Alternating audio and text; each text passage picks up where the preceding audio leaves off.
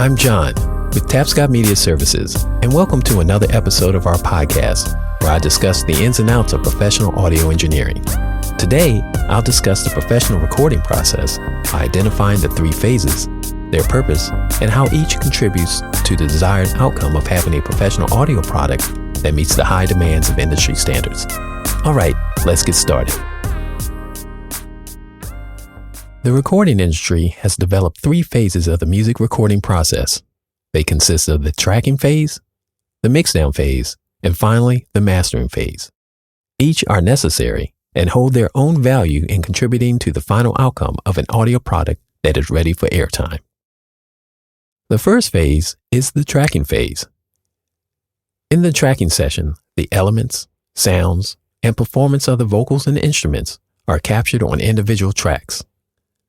This is where the sounds of the song are chosen, where the structure of the song is built, and where the vocal harmonies are chosen and performed. The tracking session is not the phase where decisions about levels and effects are made. Instead, the focus is on recording all of the sounds and performances that will make up the song. It is very important to note that this phase, nor any other phase for that matter, should not be the time to rehearse or come up with musical ideas.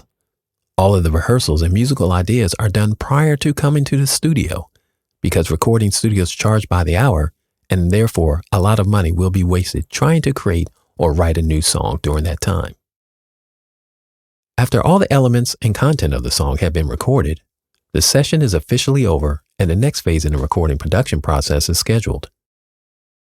The next phase is the mixdown phase, or the mixing session.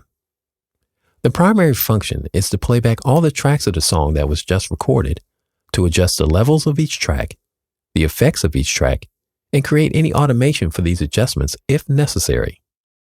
The end goal of this step in the recording process is to bounce or export all tracks onto a single stereo file that would be sent to the final phase, the mastering phase, or the mastering session.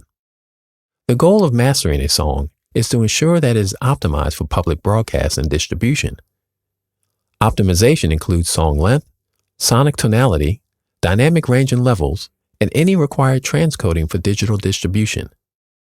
Transcoding is typically done to make the audio file smaller for consumer electronics while preserving the audio fidelity of the original file as much as possible. An example of transcoding is transcoding a WAV file that has a sample rate of 44.1 kHz and a resolution of 16 bits down to an MP3 file that has a sample rate of 44.1 kHz and a resolution of 320 kilobits.